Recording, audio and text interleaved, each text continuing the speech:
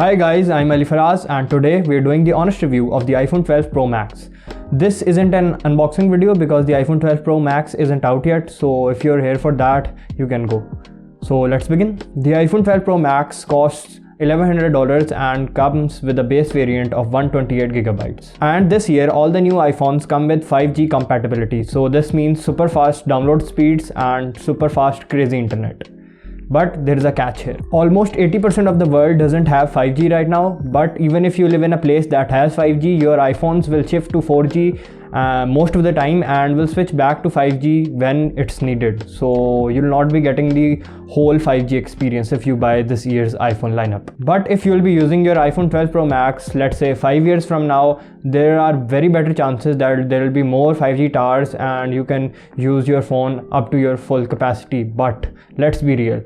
Most of you guys are going to buy this year's iPhones and are going to upgrade in the next 2 to 3 years. Nobody is going to wait 5 years. So yeah. Moving on, we see a IP68 water resistance on the iPhone 12 Pro Max, and we also get a new feature called the ceramic shield. It's a glass type material Apple has made in partnership with Corning, and Apple didn't even call it glass on stage. It's a crystalline substance that offers 4x times better drop protection. I'll admit I was a bit skeptical about this ceramic shield when it was first announced, but after seeing all those articles and those drop tests, I believe this is a feature that's worth the money. Another feature that's new in the iPhone 12 Pro Max is the MagSafe. It's a circular magnet in the body of the iPhone which can be used to wirelessly charge your phone or attach other accessories like wallets. A MagSafe charger costs $39 and you'll have to buy it separately. Speaking of buying things separately, the iPhone 12 Pro Max will not ship with a charging brick in its box, so you'll have to buy that separately. Apple has said that we're doing this to save the environment, but in reality they're doing this to make more profits. But here's where things really get interesting. The iPhone 12 Pro Max comes with a Lightning to USB-C cable. If you have any charging brick from an iPhone other than the last year's iPhone 11, this cable won't connect with them because they all were USB Type A, so you'll have to buy a charging brick separately. There's also a new A14 Bionic chip in the iPhone this year, and Apple claims it's 50% faster than iPhone 11's A13 Bionic chip. This is something we expect from Apple every year and they deliver, so a thumbs up. Now let's talk about the design. It's an iPhone 11 and an iPhone 5 hybrid. You'll either love it or you'll either hate it. Personally, I think it's a good design, but those square edges, I don't think they'll fit in your hands better than the last year's curved ones. But the bezels on the iPhone 12 Pro Max have gotten smaller and we get a bigger 6.7 inch screen rather than last year's 6.5 inch screen, so that's a plus I think. And the display is not 120Hz, but still it's a 1080p OLED HDR10 certified Super Retina XDR screen. The new colors are white, black, gold and blue.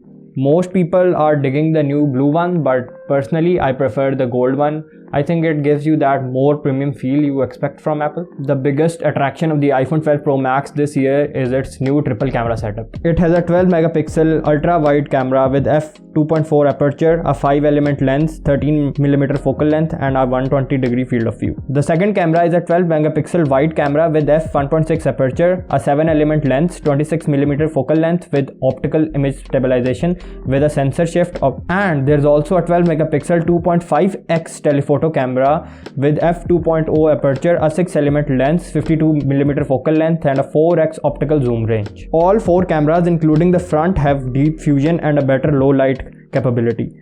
There's also a LiDAR sensor to help with AR and improved autofocus in the dark. The iPhone 12 Pro Max can also capture images in the new Pro RAW format for the professional level of editing, and the video capturing mechanism has also gotten an upgrade.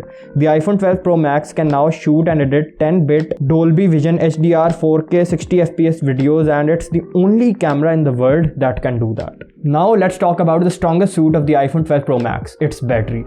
It's the strongest battery you'll get out of the whole lineup this year. The iPhone 12 Pro battery lasts 6.5 hours as recent tests have shown, but I'm pretty sure the iPhone 12 Pro Max battery will last an hour more, that is 7.5 hours, so that's a pretty hefty size of a battery. But remember, these are benchmark values and these were taken while using the phones at their maximum capacity, but if you will be normally using your phones, I think the iPhone 12 Pro Max will get you through a day's use easily. Okay, so these were all the new features of the iPhone 12 Pro Max. Now let's see if it's worth the buy or not. And my answer is No, because you can get an iPhone 12 that is $300 cheaper, and the only thing you'll be missing out is a camera, a third camera, which most of us will not use, and an hour less of battery life. So I think it's a better deal than the iPhone 12 Pro Max. But if you're leaning towards the iPhone 12 Pro and you can spare $100 more, I think the iPhone 12 Pro Max is a better option, because you'll be getting the biggest and the best